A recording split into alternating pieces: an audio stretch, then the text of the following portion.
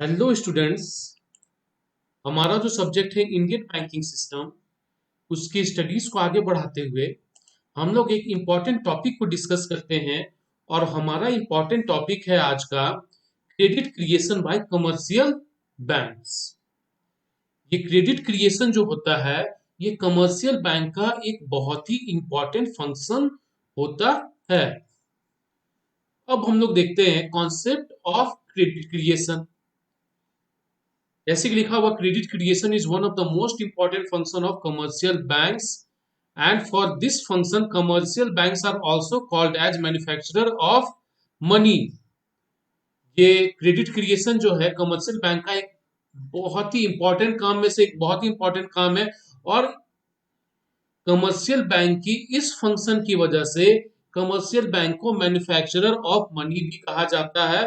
वैसे commercial bank जो वो रियली मनी तो मैन्युफैक्चर करती नहीं है डायरेक्ट वे में, लेकिन यह मनी को मल्टीप्लाई करती है।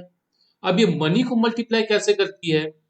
अब कमर्शियल बैंक्स के द्वारा जो क्रेडिट क्रिएशन किया जाता है, इसमें बहुत ही इंपॉर्टेंट रोल प्ले करती है कौन? जो बैंक्स में डिपॉजिट्स, बैंक के कस्टमर्स, बैंक के अकाउंट होल्डर्स जो बैंक में डिपॉजिट्स करते हैं, इनका एक बहुत ही इंपॉर्टेंट रोल होता है क्रेडिट क्रिएशन में। अब बैंक में दो तरीके के डिपॉजिट क्रिएट किए जाते हैं। एक डिपॉजिट हो गए प्राइमरी डिपॉजिट्स, एक हो गए सेकेंडरी और डेरिवेटिव डिपॉजिट्स। प्राइमरी डिपॉजिट्स वैसे डिपॉजिट्स जिसमें कि कस्टमर जो अपने अकाउंट में मनी डिपॉजिट किया और ऑन डिमांड उसे विड्रॉ कर लेगा। लेकिन डेरिवेटिव और सेकेंडरी डिपॉजिट ऐसे डिपॉजिट जिसमें कि बैंक्स जो है अपने कस्टमर्स को लोन ऑफर करती है, और लोन ऑफर करके वो क्या करती है, एक अकाउंट ओपन कर देती है और लोन का अमाउंट जो है वो उस अकाउंट में क्रेडिट कर देती है। और जो लोन होल्डर है वो अमाउंट को विड्रॉ करता है पीरियोडिकली। सो वो हो गया आपका derivative deposit. So with the help of primary and derivative deposits, the commercial banks creates credit in the economy। एक और बहुत ही इंपॉर्टेंट बात है, अगर बैंक में जितने भी पैसे एज ए डिपॉजिट है, जितने भी मनी एज ए डिपॉजिट है, पूरे के पूरे मनी को बैंक्स जो है वो एज अ लोन और एडवांस नहीं दे सकती है। उन्हें कुछ रिजर्व रखना होता है, और ये रिजर्व जो रखना होता है वो कंपलसरी है। ये आरबीआई के गाइडलाइंस में आता है। जैसे हमारे इंडियन बैंकिंग सिस्टम में दो तरीके के रिजर्व्स हैं जो कि कमर्शियल बैंक्स को मेंटेन करना होता है। एक है cash reserve ratio, CRR, and statutory liquidity ratio. जो कैश रिजर्व रेशियो होते हैं, इनको only one and only cash में ही रखना है बैंक्स को रिजर्व। और स्टैट्यूटरी लिक्विडिटी रेशियो में bank cash, gold and government securities में रिजर्व मेंटेन कर सकती है। आज के डेट में जो कैश रिजर्व रेशियो का रेट है वह है 3%, और एसएलआर का रेट है 18%। ये सीआरआर का जो रेट है और एसएलआर का रेट है, यह फिक्स्ड नहीं रहता है, यह चेंज होते रहता है। क्यों? क्योंकि ये दोनों जो सीआरआर और एसएलआर है, ये दोनों एक बहुत ही इंपॉर्टेंट टूल्स हैं। किसके टूल्स है? मॉनेटरी पॉलिसी के। और मॉनेटरी पॉलिसी जो कि reserve bank of India frame करती है और इंप्लीमेंट करती है। सो अगर आप आज के डेट में देखेंगे बैंक्स को कितना रिजर्व रखना होता है, then it will be 3% plus 18%, 21%। तो बैंक में जो भी डिपॉजिट्स हैं, डिपॉजिट्स का वो 21% उन्हें रिजर्व रखना है। अब हम लोग कुछ कुछ एजम्पन्स को देखते हैं, वैसे एजम्पन्स जो कि हमें क्रेडिट क्रिएशन को समझने में कन्वीनियंट तौर पे जिसके थ्रू हम लोग समझ पाएंगे। फर्स्ट जो एजम्पशन है, banks do not accept time deposits. पहला एजम्पशन हमें रखना है कि time deposits like fix deposit and recurring deposits, मतलब ये अवधारणा हमें लेके चलना है कि बैंक जो है ओनली डिमांड डिपॉजिट्स ही एक्सेप्ट करती है, टाइम डिपॉजिट्स नहीं। दूसरा जो हमारा एजम्पशन है, all the deposits of the bank will not be withdrawn at the same time. Banks में जो भी डिपॉजिट्स हैं वो सबके सब एक ही टाइम पे बैंक के कस्टमर के द्वारा, बैंक के अकाउंट होल्डर के द्वारा विड्रॉ नहीं किए जाएंगे। नेक्स्ट जो एजम्पशन है, all banks have to keep same reserve requirement that is 20%। सारे के सारे बैंक्स को 20% रिजर्व रखना है। वैसे आज के डेट में 21% है, लेकिन कन्वीनियंट तौर पे समझने के लिए हम लोग 20% ले रहे हैं। Just take it as an example. Next है, banks have no desire to hold excess reserve with them. Banks का कोई डिजायर नहीं है कि वो 20% से ज्यादा रिजर्व रखे। और नेक्स्ट जो अजम्पशन है, there is no cash drain by the public. और पब्लिक जो है वो कैश को अपने हाथ में नहीं रख रही है, वो क्या कर रही है, बैंक्स में डिपॉजिट कर रही है। अब आगे हम लोग समझते हैं प्रोसेस ऑफ क्रेडिट क्रिएशन एक एग्जांपल के थ्रू। एग्जाम्पल हमारा बहुत ही सिंपल एग्जाम्पल है। इसमें एक पर्सन है मिस्टर ए, उनका एक अकाउंट है स्टेट बैंक ऑफ इंडिया में, और उन्होंने अपने स्टेट बैंक ऑफ इंडिया के अकाउंट में 10,000 रुपीज डिपॉजिट कर दिया।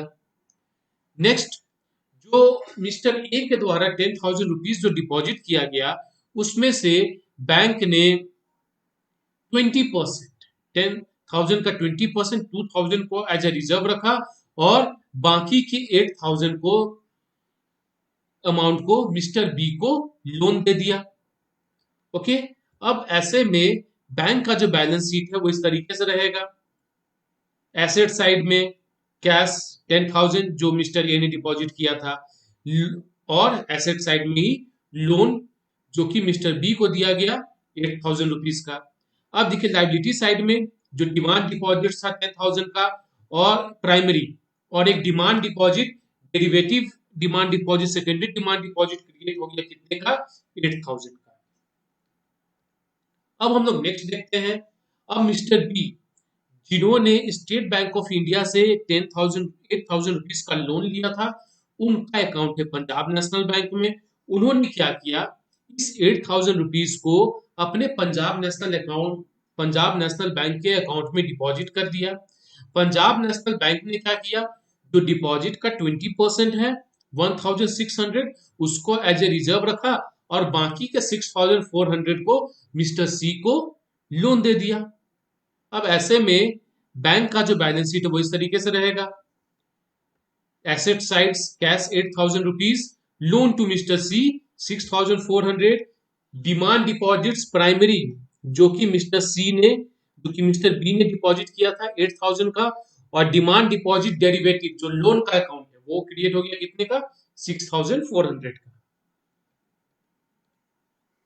नेक्स्ट देखिए कि जो मिस्टर सी है, मिस्टर सी का भी एक सेविंग बैंक अकाउंट है किसमें, इंडियन ओवरसीज बैंक में, और उन्होंने जो लोन लिया था 6,400 का, उसको उन्होंने डिपॉजिट कर दिया किसमें, अपने इंडियन ओवरसीज बैंक के सेविंग बैंक अकाउंट में। ओके, अब बैंक ने क्या किया, जो 6,400 का 20% है 1,280, उसको एज अ रिजर्व रखा, और बाकी जो 5,120 है उनको as a advance, as a loan mister D को दे दिया। अब ऐसे में बैंक का जो बैलेंस शीट होगा वो किस तरीके से होगा, asset side cash 6,400, loan to mister D 5,120, demand deposits 6,400, और डिमांड डिपॉजिट्स जो डेरिवेटिव है, जो लोन का अकाउंट है वो कितना हो गया, 5,120। ओके, अब हम लोग देखते हैं किस तरीके से कमर्शियल बैंक ने क्रेडिट क्रिएट किया। अब आप देखिए डिपॉजिट्स टोटल कितने आए, स्टेट बैंक ऑफ इंडिया में 10,000, पीएनबी में 8,000, और इंडियन ओवरसीज बैंक में 6,400, टोटल हो गए 24,400। Reserves state bank of India में 2,000, पंजाब नेशनल बैंक में 1,600, इंडियन ओवरसीज बैंक में 1,280, और टोटल रिजर्व्स हमारे हो गए कितने, 4,880। लोन्स जो है, डेरिवेटिव डिपॉजिट जो है, वो स्टेट बैंक ऑफ इंडिया में 8,000, पीएनबी में 6,400, इंडियन ओवरसीज बैंक में 5,120, टोटल लोन्स कितने हो गए, 19,520। अब तीनों के तीनों टोटल्स को जब आप ऐड करेंगे तो आ जाएगा आपका 48,800। तो यहां आप देखिए कि initially state bank of India में मिस्टर ए ने डिपॉजिट किया था कितना, 10,000 रुपीज। ओके, वो इकोनॉमी में कमर्शियल बैंक के थ्रू सर्कुलेट होते हुए कितना मनी बना दिया, कितना का क्रेडिट क्रिएट कर दिया, 48,800 का।